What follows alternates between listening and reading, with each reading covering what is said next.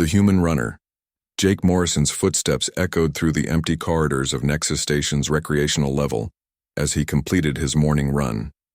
The artificial gravity generators hummed beneath the deck plating, maintaining the comfortable 1G environment that made this section popular with human visitors. Sweat dripped from his forehead despite the station's climate control, a reminder that some things about human physiology never changed, no matter how advanced the technology around them became. He had been running this same route every day for the past 6 months, ever since he had taken the maintenance job on Nexus Station. The pay was good, the work kept him busy, and best of all, it gave him access to one of the galaxy's most diverse communities. Representatives from dozens of species passed through the station regularly, making it a fascinating place to observe the incredible variety of life that populated the stars. But running remained his constant. Back on Earth, Jake had been a competitive, marathon runner with dreams of Olympic qualification. An injury had ended those dreams, but it had never ended his love for the simple act of putting one foot in front of the other and pushing his body to its limits. Even here, surrounded by aliens whose physical capabilities often exceeded human norms by significant margins, he maintained his daily routine. As he rounded the corner near the main recreational plaza, Jake noticed he had attracted an audience. 3 figures stood near the central fountain, watching his approach with expressions that ranged from curious to openly amused. He recognized them immediately. They were hard to miss, even in a station as diverse as Nexus. Zara Velthari was the most striking of the 3. Standing nearly 7 feet tall, her Velkari physiology was built for speed and agility. Her elongated limbs contained muscle fibers that could contract faster than human reflexes could register, and her large eyes could track movement with predatory precision. Her silver skin caught the station's artificial sunlight, creating patterns that shifted as she moved. She was known throughout the station as an athletic prodigy, capable of feats that defied human understanding of biomechanics. Beside her stood Lixa Brightwing, whose Averian heritage was immediately obvious from the magnificent feathered wings that extended from her shoulders. Even folded against her back, they spanned nearly 12 feet, and when fully extended, they could carry her through complex aerial maneuvers that looked more like dancing than flying. Her hollow bones and specialized respiratory system made her incredibly light and agile, perfect for 3-dimensional movement that land-bound species could only dream of achieving. The third member of the group was Kess Ironscale, a Drakmori whose reptilian appearance and massive frame made him one of the most physically imposing beings on the station. His scaled hide could deflect energy weapons, and his muscle density was nearly 3 times that of a human. Jake had seen him casually lift maintenance equipment that required mechanical assistance for human workers to move. His people were known as some of the strongest beings in the galaxy, capable of feats of raw power that seemed to violate the laws of physics. Jake slowed his pace as he approached them, his breathing steady despite having just completed a 10-kilometer circuit of the recreational level. The 3 aliens watched him with expressions that made it clear they had been discussing him before his arrival. "The human runner," Zara said, her voice carrying the musical quality that characterized Velkari speech. "We were just discussing your exercise routine." "Morning workout," Jake replied, wiping sweat from his face with a towel he kept tucked in his belt. "Same thing I've done every day since I arrived." Lixa's feathers ruffled with what Jake had learned was the Averian equivalent of laughter. "We find it fascinating that you persist in such a primitive form of physical training, running in circles, pushing your body to the point of fluid secretion and respiratory distress. It seems rather inefficient. Different species, different approaches to fitness," Jake said diplomatically. He had learned early in his time on the station that debates about physical superiority between species could become heated quickly. Most aliens seemed to view human physical capabilities as curiosities at best, primitive limitations at worst. Kess stepped forward, his massive frame casting a shadow over Jake despite the plaza's overhead lighting. "Perhaps, but one must question the effectiveness of training methods that leave the practitioner in such obvious distress. Observe. I have not engaged in any physical exertion today, yet my respiratory rate remains constant, and I show no signs of thermal regulation failure. Jake couldn't help but smile at the formal way Kes described sweating and heavy breathing. Your people evolved on a high-gravity world with thin atmosphere. Your physiology is naturally adapted for efficiency. Humans evolved differently. Indeed, Zara interjected, moving with that fluid grace that made Velkari motion look like liquid mercury. Humans evolved on a relatively small planet with abundant resources and minimal physical challenges. Your species never developed the advanced physiological adaptations that true athletes require. The conversation was taking a turn that Jake recognized. He had encountered this attitude before among the station's non-human residents. The assumption that because humans lacked the obvious physical advantages of other species, they were inherently inferior athletes. It was a perspective that frustrated him, but he had learned that arguing about it rarely changed minds. Everyone's got their strengths, Jake said, starting to stretch his legs against a nearby bench. Velkari are incredibly fast, Avirians have three-dimensional mobility, Drakmori have amazing power. Humans have, well, we have our own advantages. Such as? Lixa asked, her tone suggesting genuine curiosity mixed with skepticism. Jake paused, in his stretching routine. The honest answer was complex, involving human evolutionary history, persistence hunting, and the unique adaptations that had allowed early humans to outcompete megafauna, despite being smaller and weaker. But explaining that would require a lengthy discussion of biology and evolution that he wasn't sure his audience would appreciate. Stubbornness mostly, he said instead, which earned another feather-ruffling laugh from Lixa. Stubbornness is hardly an athletic advantage, Zara pointed out. Speed, strength, agility, precision, these are measurable qualities that determine athletic superiority. What you call stubbornness is simply an inability to recognize when one has reached their limits. Jake finished his stretching and straightened up, studying the three aliens who watched him with expressions that ranged from amused condescension to genuine puzzlement. They weren't being deliberately insulting, he realized. From their perspective, they were simply stating obvious facts about comparative physiology. To them, Jake's daily running routine was probably equivalent to watching a child play with toys. Amusing, but ultimately pointless. You know what? Jake said, making a decision that he would later recognize as either inspired or incredibly foolish. Maybe we should test that theory. The three aliens exchanged glances. Kes spoke first, his deep voice carrying undertones of surprise.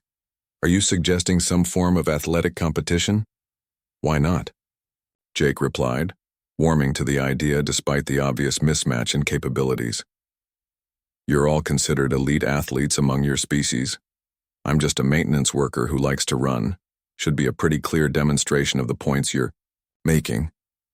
Zara's large eyes narrowed slightly, and Jake could see her processing the implications of his suggestion. You understand that such a competition would not be fair? I can achieve velocities that would tear human muscle tissue. Lixa can navigate three-dimensional space in ways that ground-bound species cannot comprehend. Kes possesses strength that could accidentally cause severe injury to smaller beings. I understand the risks, Jake said, though he was beginning to wonder if this was the worst idea he had ever had. But I'm not talking about a direct competition in your specialties, something that tests overall athletic ability, not just one specific trait. Lixa's wings shifted slightly, a sign of interest that Jake had learned to recognize.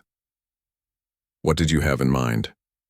Multi-stage endurance event, Jake said, the plan forming in his mind as he spoke. Different challenges that test different aspects of fitness, speed, strength, agility, and endurance. Whoever performs best overall wins. Kes crossed his massive arms, the gesture making his already impressive frame look even more imposing. And what would the victor gain from such a competition? Jake thought about it for a moment.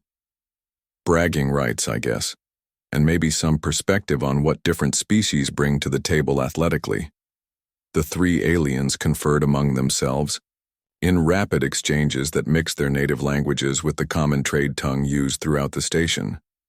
Jake caught fragments of the conversation, discussions of human physiology, speculation about his motivations, and what sounded like calculations about the logistics of organizing such an event.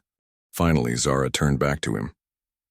"We accept your challenge, Jake Morrison of Earth, though we feel obligated to warn you that this demonstration may prove more educational for you than you anticipate." "Probably," Jake agreed. "But sometimes the best way to learn is through experience." Word of the impending competition spread through Nexus Station with the speed that only gossip could achieve. Within hours, Jake found himself fielding questions from curious humans and aliens alike. The reactions were predictably mixed. Humans seemed split between admiration for his courage and concern for his sanity, while most non-humans viewed the upcoming event as an amusing curiosity. Station Administrator Corvin, a pragmatic Galactic Council representative whose species resembled a cross between a bear and an octopus, summoned Jake to his office the next morning. The administrator's multiple arms gestured expressively as he spoke, a sign of either enthusiasm or agitation that Jake hadn't learned to distinguish. "Mr. Morrison," Corvin began, his translator rendering his rumbling speech into crisp, standard language, "I understand you have initiated an athletic competition with 3 of our most physically capable residents." "Yes, sir," Jake replied, wondering if he was about to be disciplined for disrupting station harmony. "Excellent." Corvin's arms waved with what Jake now recognized as enthusiasm. "Nexus Station exists to promote interspecies understanding and cooperation. Athletic competitions have historically been effective methods for building mutual respect between different cultures." Jake felt some of the tension leave his shoulders. "I'm glad you approve, Administrator. However," Corvin continued, "we must ensure that this event is conducted safely and fairly. I am assigning Medical Officer Tivara to monitor the competition and intervene if any participant faces serious risk of injury. Additionally, we will make this a station-wide event, with live broadcasting to all recreational areas." The prospect of performing in front of the entire station population made Jake's stomach clench with nervous energy. "Sir, I'm not sure that's necessary. This was supposed to be a small demonstration, not a major production." "Nonsense," Corvin replied, his arms moving in what Jake had learned was the gesture for dismissing concerns. When word spread about your challenge, requests for viewing access came from every department on the station. Our residents are genuinely curious about this comparison of human and non-human athletic capabilities. Jake left the administrator's office with mixed feelings. What had started as a spontaneous response to casual mockery was now becoming a major station event. The pressure was mounting, but so was his determination to prove that humans belonged. In the conversation about galactic athletic achievement, even if they couldn't match other species in raw physical specifications, the competition was scheduled for the following day, giving Jake barely 24 hours to prepare.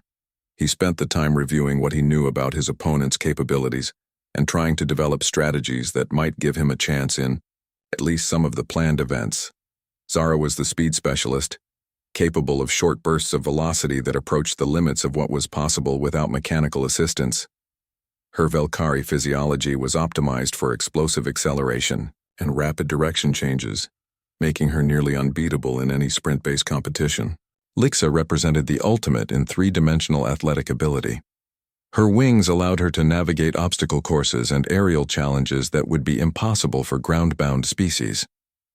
Her hollow bones made her incredibly light, but they also made her more fragile than other competitors. Kess was pure power incarnate.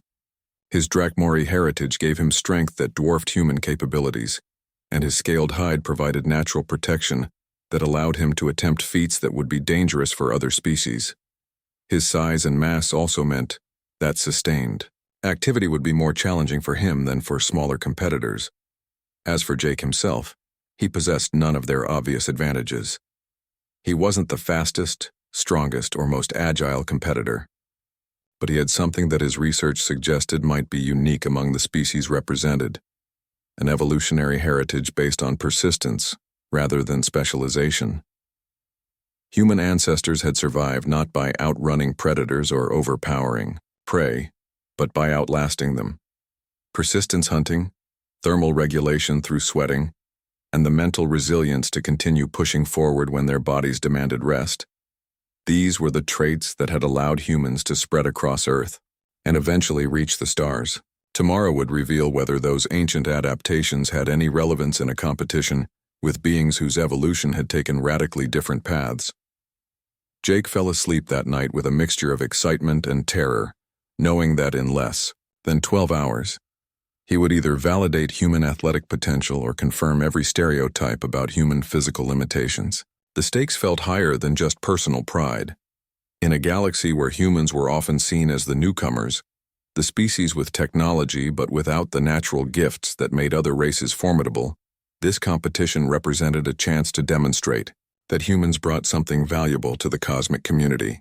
Win or lose, Jake was determined to show that human stubbornness was more than just an inability to recognize limits. Sometimes, it was the refusal to accept that limits existed at all. The impossible challenge, the main recreational plaza of Nexus Station, had been transformed overnight into an athletic arena that would have impressed the organizers of any major sporting event. Portable viewing platforms surrounded a central staging area, where holographic displays showed course layouts and competitor statistics. Jake estimated that nearly 1,000 beings from dozens of different species had gathered to witness what many were calling the most unusual athletic competition in station history. Jake stood with his 3 competitors near the starting line, trying to ignore the nervous energy that made his hands shake slightly. The 4 of them made an unlikely group: the tall, silver-skinned Velkari, the magnificent winged Avirian, the massive-scaled Drakmori, and one very ordinary human who was beginning to question the wisdom of his spontaneous challenge. Medical, Officer Tavara, a methodical Zephyrian whose crystalline exoskeleton contained advanced monitoring equipment, approached each competitor for final health assessments. Her scanner passed over Jake with particular attention, recording baseline readings that would allow her to detect dangerous stress levels during the competition. "Human Morrison," she said in the precise, emotionless tone characteristic of her species. "Your cardiovascular efficiency is within normal parameters for your species, but I must note that the planned activities will push your physiology to its limits. I recommend withdrawal from any stage where performance degradation becomes dangerous." "Understood," Jake replied, though he had no intention of withdrawing unless absolutely necessary. Around them, the crowd's excitement was building as Station Administrator Corvin prepared to explain the competition format. "Citizens and visitors of Nexus Station," Corvin announced, his translated voice carrying clearly throughout the plaza. "Today we witness a demonstration of athletic excellence that spans 4 different evolutionary paths. Our competitors will face 4 distinct challenges, each designed to test different aspects of physical capability." The administrator gestured toward the first course setup, a straight track that gleamed under the plaza's artificial lighting. Stage 1, the velocity trial, a simple sprint over 200 meters testing pure speed and acceleration. Jake's heart sank as he studied the course. 200 meters was basically a long sprint by human standards, exactly the kind of distance where Velkari physiology would dominate completely. Zara looked confident and relaxed, her large eyes studying the track with the focus of a predator selecting prey. Stage 2, the aerial gauntlet, Corvin continued, indicating a complex 3-dimensional obstacle course that extended from the plaza floor to nearly 40 meters above. Competitors must navigate through suspended barriers, moving platforms, and rotating obstacles to reach the completion marker. Lixa's feathers rustled with satisfaction as she examined the aerial course. The challenges were clearly designed with her capabilities in mind: tight turns, vertical climbs, and obstacles that would require the kind of precise 3-dimensional movement that only wings could provide. Stage 3, the strength ascent, the administrator announced, pointing toward a vertical climbing wall that looked more like a fortress than an athletic facility. Raw power and grip strength will determine success as competitors climb 60 meters of variable terrain while carrying progressively heavier loads. Kess's expression remained unchanged, but Jake could see the confidence in his posture. The Drakmori's massive frame and incredible strength made this stage seem almost unfairly suited to his abilities. And finally, Stage 4, The endurance circuit, Corvin concluded. A long-distance course through the station's maintenance tunnels, testing sustained performance over an extended period. This was Jake's only hope, the one stage where human evolutionary advantages might actually matter. But looking at his competitors, he wondered if even his species' legendary endurance would be enough against beings who possess superior baseline performance in virtually every measurable category. The crowd settled into expectant silence as the competitors took their positions for the velocity trial. Jake crouched at the starting line, acutely aware that he was about to be publicly humiliated by beings whose casual movement speeds exceeded his best sprint efforts. "Competitors ready," announced the starting official, a neutral AI voice that would ensure fair timing. "Velocity trial commencing in 3, 2, 1. Begin." Jake exploded from the starting line with everything he had, pushing his human physiology to its absolute limits. For approximately 50 meters, he managed to keep the other competitors in sight. Then, Zara's Velkari genetics asserted themselves, and she pulled away from the field with acceleration that looked more like teleportation than running. By the 100-meter mark, Jake was falling behind even Lixa and Kess, who were clearly not built for this kind of straight-line speed, but still possessed baseline capabilities that exceeded human norms. He finished the sprint nearly 30 seconds behind Zara, who had completed the course so quickly that the timing systems had difficulty registering her performance. The crowd's reaction was mixed, impressed murmurs about Zara's incredible display of speed, combined with what sounded like sympathetic applause for Jake's obviously outclassed effort.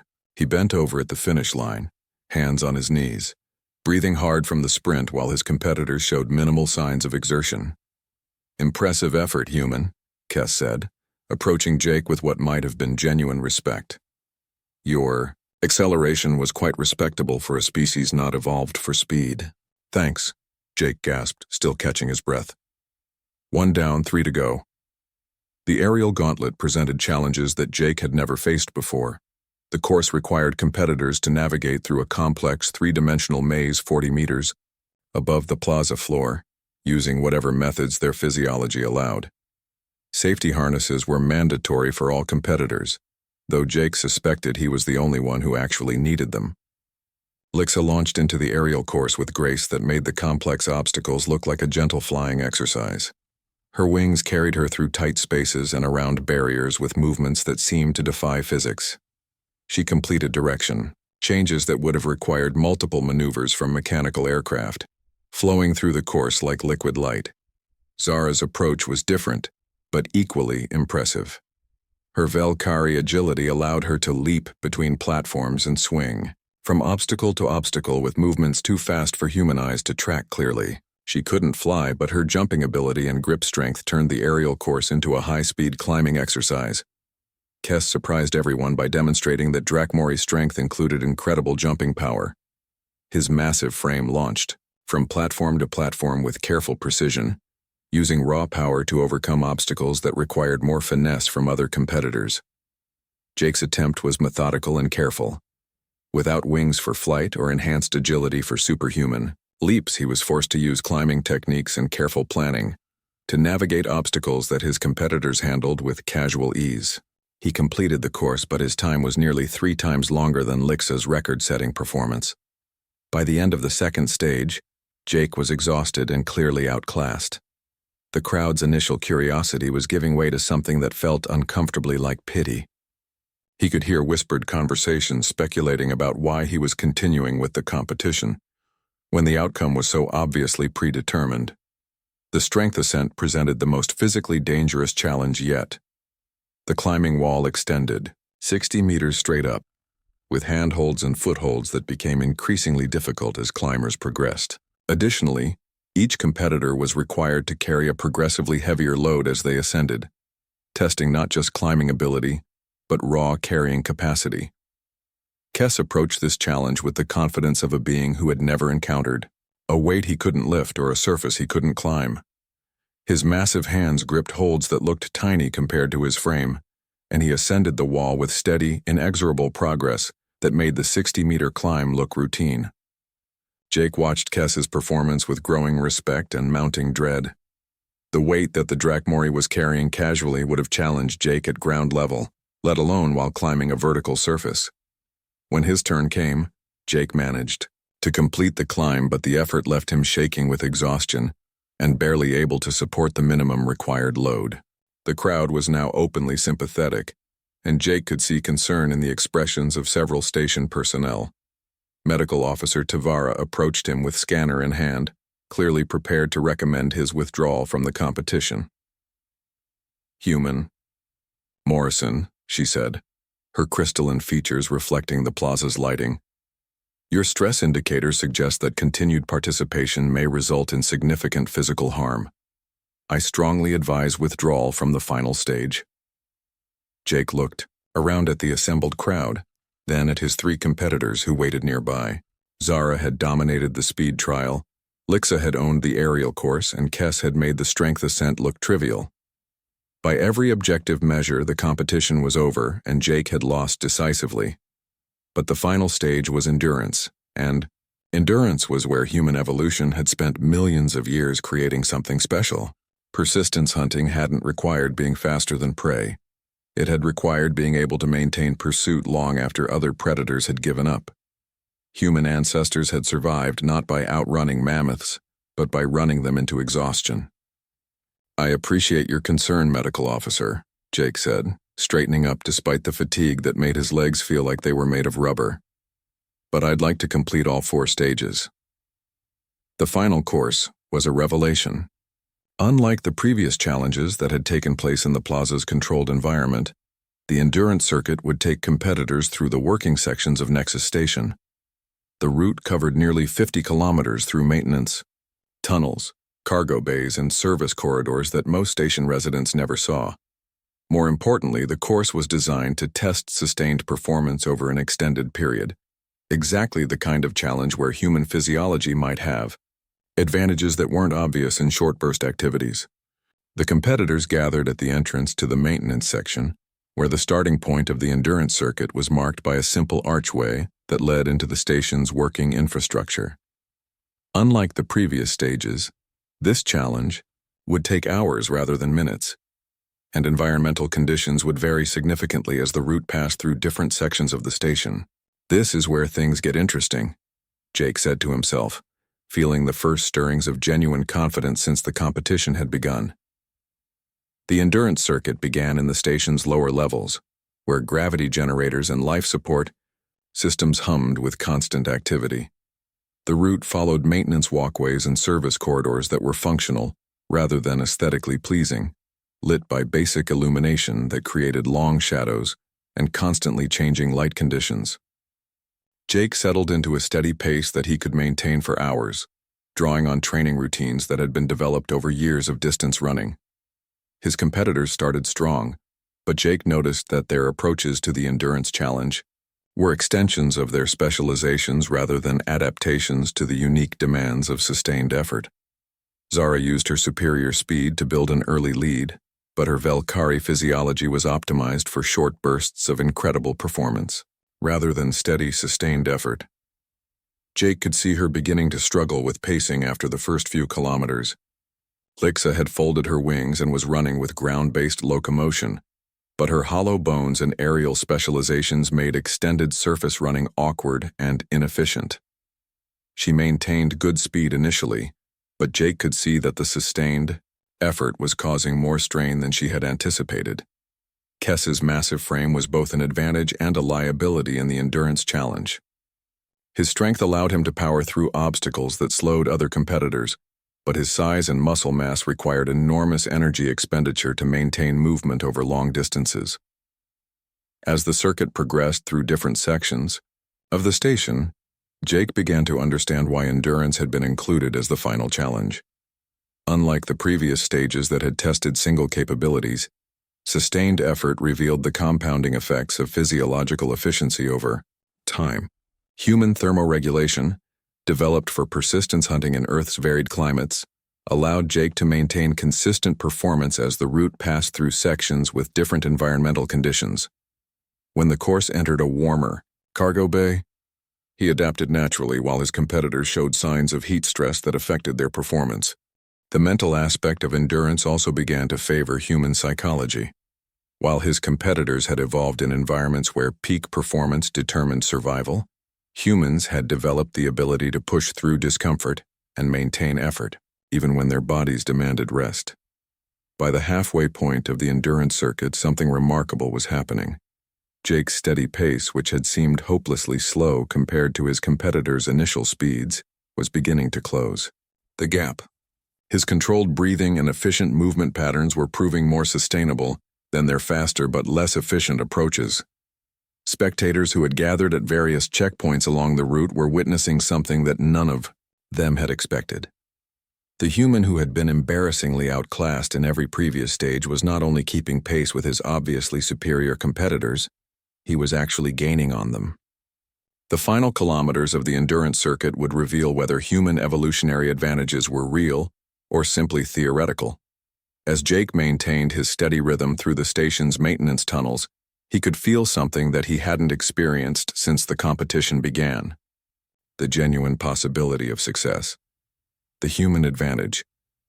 The maintenance tunnels of Nexus Station had become an unlikely arena for one of the most significant demonstrations of interspecies athletics in galactic history. At kilometer 35 of the 50-kilometer endurance circuit, Jake Morrison was experiencing something that felt like a miracle. For the first time since the competition began, he was in the lead. Behind him, the three alien competitors who had dominated every previous stage were discovering that their obvious physical advantages came with hidden costs when applied to sustained effort over extended periods. Jake could hear their footsteps echoing through the tunnels, but the sounds were becoming increasingly irregular and labored. Zara Velthari, whose incredible speed had made the velocity trial look effortless, was struggling with something her species had never needed to develop: efficient pacing for long-distance effort. Her physiology was optimized for explosive bursts of activity followed by recovery periods, but the endurance circuit allowed no time for rest. Her breathing had become labored, and her previously fluid movements were showing signs of coordination breakdown that indicated severe fatigue. The Velkari had evolved on a world where prey was caught quickly, or not at all. Their cardiovascular systems were designed for anaerobic power rather than aerobic endurance, and their muscle fibers were optimized for fast twitch performance rather than sustained effort. What had been her greatest strength in earlier stages was now becoming a liability, as her body struggled to adapt to demands it had never been designed to meet. Lixa Brightwing faced different, but equally challenging problems. Her Avirian physiology was engineered for three-dimensional flight, with hollow bones and specialized respiratory systems that made her incredibly efficient in aerial environments. But sustained ground-based locomotion placed stresses on her frame that it wasn't designed to handle. Her hollow bones, perfect for reducing weight during flight, were beginning to develop microfractures from the repeated impact of running on solid surfaces. Her respiratory system, optimized for the variable air pressures of flight, was struggling to maintain efficient oxygen exchange during continuous ground-based exertion.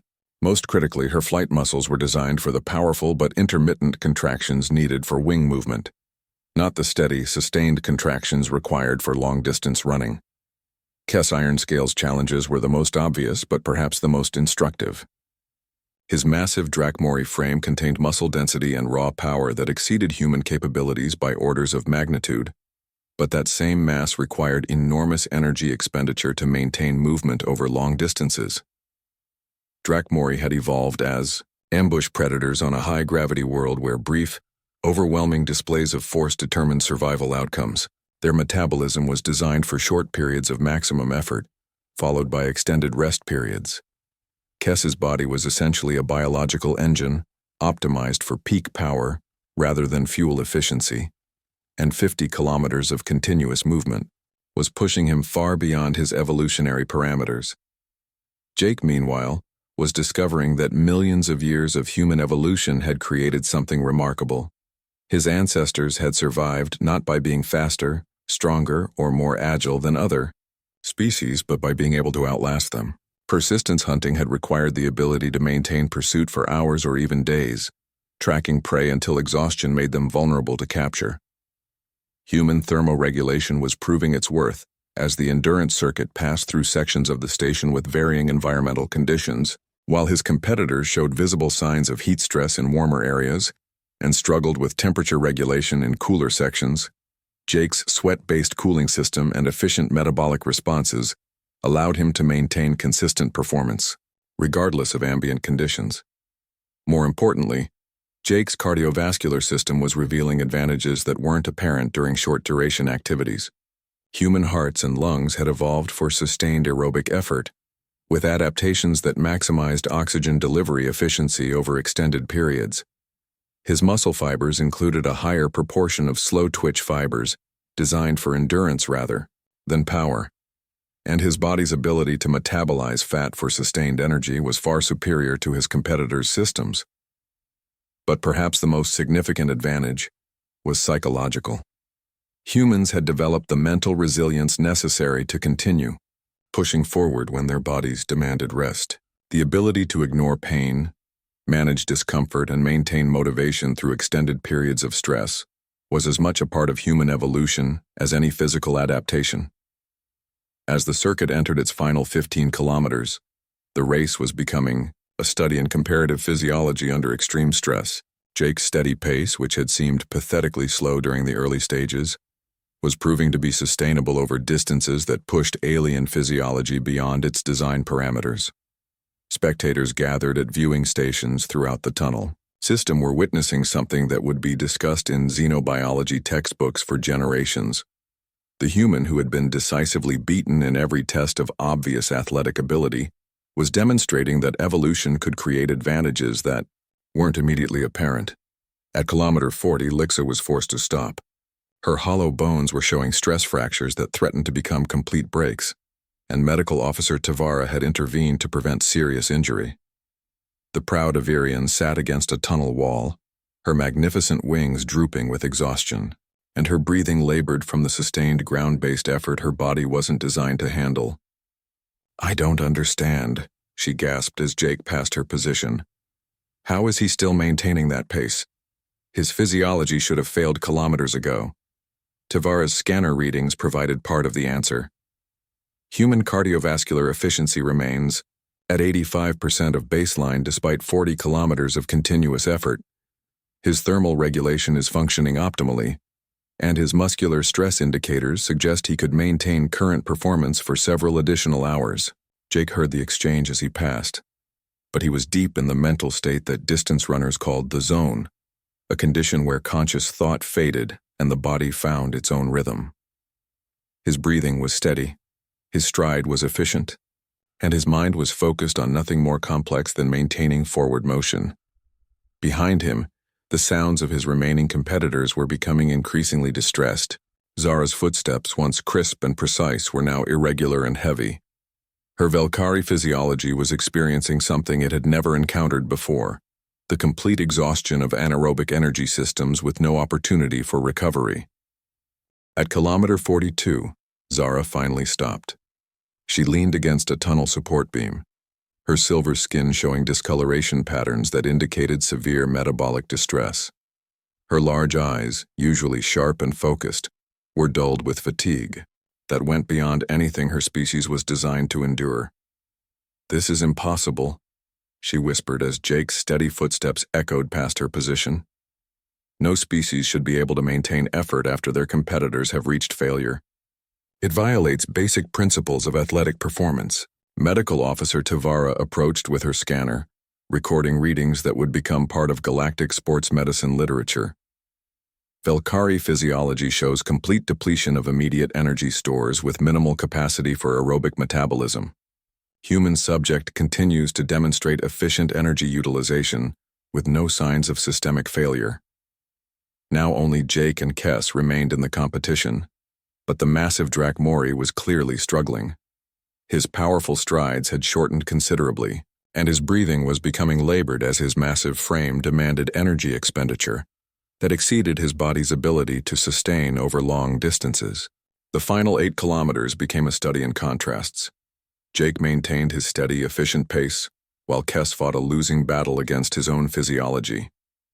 The Drakmori's incredible strength, which had made the climbing challenge look trivial, was now working against him as his massive muscles required enormous amounts of energy just to maintain movement.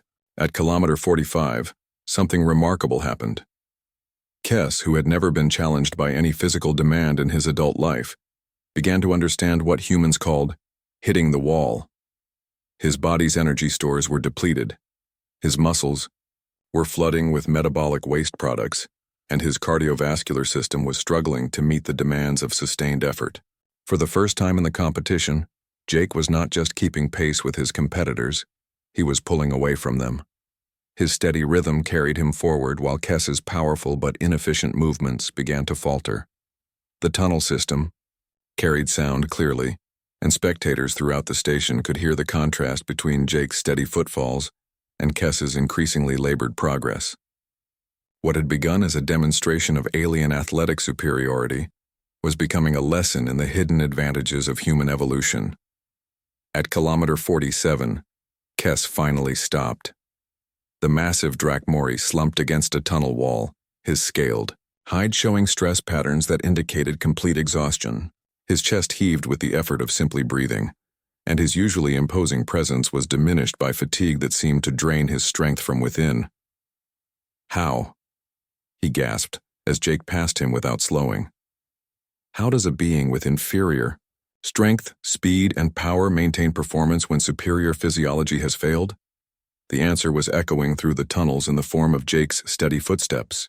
Human evolution had created something that wasn't immediately obvious but proved decisive under the right conditions: the ability to persist when other species would naturally stop. Jake completed the final 3 kilometers alone, his pace never wavering from the rhythm he had established at the beginning of the endurance circuit.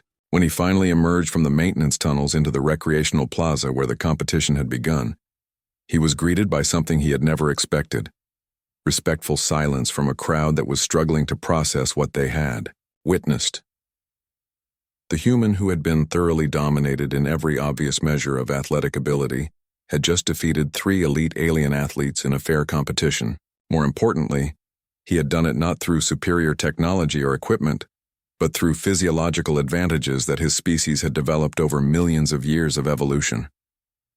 Administrator Corvin approached Jake as he finally slowed to a stop, his multiple arms moving in gestures that indicated profound respect. "Mr. Morrison, on behalf of Nexus Station and the Galactic Athletic Council, I must say that what we have witnessed today challenges our fundamental understanding of comparative physiology."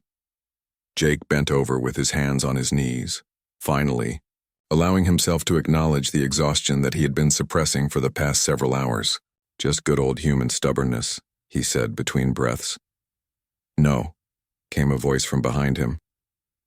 Jake turned to see Zara approaching, supported by medical personnel, but insisting on walking under her own power. Her silver skin still showed stress patterns, but her large eyes held something that hadn't been there before: respect. "What we witnessed was not stubbornness," Zara continued. "It was the demonstration of evolutionary advantages that we failed to recognize because they don't manifest in obvious ways. Your species developed the ability to persist beyond the point where our physiology demands cessation of effort." Lixa approached next, her wings folded carefully to protect her healing stress fractures. "Our species evolved to excel in specific environments with specific challenges. Yours evolved to adapt and persist regardless of conditions. We were testing the wrong capabilities." Kes arrived last, his massive frame moving slowly but steadily. "I have trained my entire life to maximize strength and power. Today I learned that there are forms of strength that cannot be measured in simple displays of force." The crowd that had gathered to witness what many expected to be a demonstration of human athletic inferiority was now seeing something entirely different. The 3 alien competitors, each considered elite athletes among their species, were publicly acknowledging that the human they had dismissed possessed advantages they had never considered. Medical Officer Tavara approached with her scanner, recording final readings that would become part of official competition records. Human subject shows remarkable physiological resilience. Despite completing 50 kilometers of continuous effort, after 3 previous athletic challenges, his recovery rate suggests he could repeat the performance with minimal rest period. The implications of this statement rippled through the crowd. Jake hadn't just won the endurance challenge, he had done it while showing less long-term fatigue than his supposedly superior competitors. In the days that followed, word of the competition spread throughout the galactic community. The human who had been thoroughly beaten in tests of speed, agility, and strength had demonstrated that evolution could create advantages that weren't immediately apparent, but proved decisive, under the right conditions. More importantly, the 3 alien athletes who had participated in the competition became advocates for a new understanding of human capabilities. They began requesting training sessions with Jake, wanting to learn about pacing, thermal regulation, and the mental techniques that allowed humans to push beyond apparent physical limits. What you call stubbornness, Zara explained to a gathering of Velkari athletes a week later, is actually a sophisticated adaptation for sustained effort under adverse conditions. Humans didn't evolve to be the fastest or strongest species, but they evolved to be the most persistent. Lix's experience led to new Avirian training protocols that incorporated ground-based endurance work. We had optimized our physiology for aerial excellence while neglecting the foundation that sustained effort provides. Human training methods offer insights into efficiency that our flight-focused approach had missed.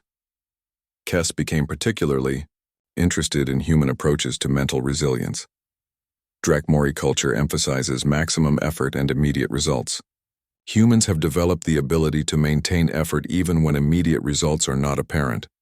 This is a form of strength that our warrior traditions had not recognized. Jake found himself in the unexpected position of being Nexus Station's most requested fitness instructor. Beings from dozens of species wanted to learn about human training methods, not because they wanted to become more human, but because they recognized that human evolution had solved problems that their own species faced. The competition had started as a simple challenge to prove human athletic relevance in a galaxy dominated by species with obvious physical advantages. It ended as a demonstration that evolution could create strengths that were hidden until the right circumstances revealed them. More importantly, it began a new chapter in interspecies understanding. The aliens who had once mocked human primitive exercise methods now recognized that those methods were based on sophisticated adaptations for challenges they had never considered. Jake continued his daily runs through Nexus Station's corridors, but now he was rarely alone. Representatives from various species joined him regularly, not to compete with human endurance, but to learn from it. The morning run that had once been a solitary routine became a symbol of cooperation between species that had previously seen only their differences. The lesson that echoed throughout the galactic community was profound. Strength came in many forms, and the species that seemed weakest in obvious measures might possess hidden advantages that proved decisive when circumstances revealed them. Humans had found their place in the cosmic athletic community, not by matching other species' specializations, but by demonstrating that their own evolutionary path had created something equally valuable. In the end, Jake's challenge had accomplished exactly what he had hoped. It had earned humans a place in the conversation about galactic athletic achievement. But it had done something more important. It had shown that respect between species came not from being identical, but from recognizing and appreciating the unique strengths that different evolutionary paths could create. The human who had been laughed at for his primitive running routine had become a teacher, and his students were some of the most physically gifted beings in the galaxy. They came not to learn how to be human, but to understand that there were forms of excellence they had never imagined, hidden in the species they had underestimated.